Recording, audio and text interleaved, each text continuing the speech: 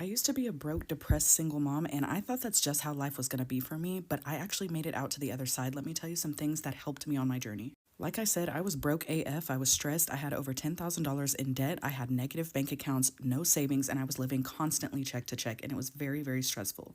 Fast forward to today, I am now financially stable. I'm debt free. I have 6 months worth of expenses in my savings. I'm a month ahead on all my bills. I'm a homeowner, and I have a six-figure net worth. The reason I'm telling you this right here is because if I can do this and make it over here, you can too. I did most of this stuff while making less than $40,000 a year. Maybe you don't want to hear this, but a major key to this journey is your mindset. You're going to have to change so many things about the way you think and operate, and it's not going to happen overnight. It is a journey, but you need to get started on this.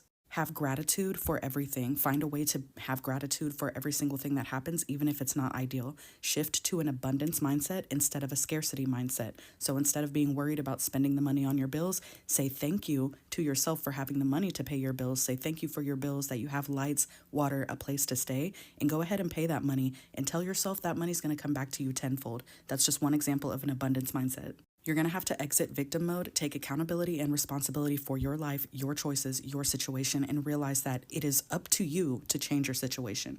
Part of this is learning to focus on the things you can control instead of what you can't control. So you cannot control the price of eggs, but you can control your financial choices, your ability to go eat out or not, etc. Focus on what you can control. You're going to have to learn how to have consistency, discipline, and you're going to have to sacrifice to get there. Yes, it is going to take these three things, and it's not always easy, but it is worth it. And if I wouldn't have done these three things, I would still be sitting over here on this side.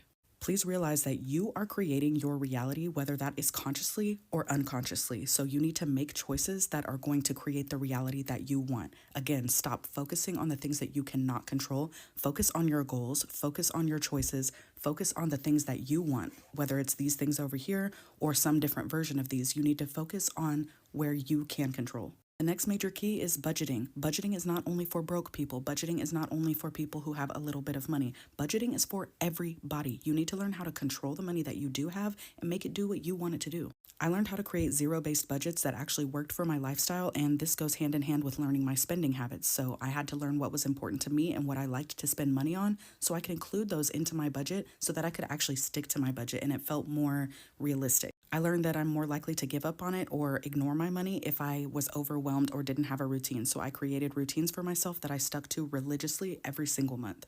I learned about cash stuffing and started doing that, and it changed my life. So when I would budget, I would go pull cash out of the bank and I would stuff it into the different envelopes.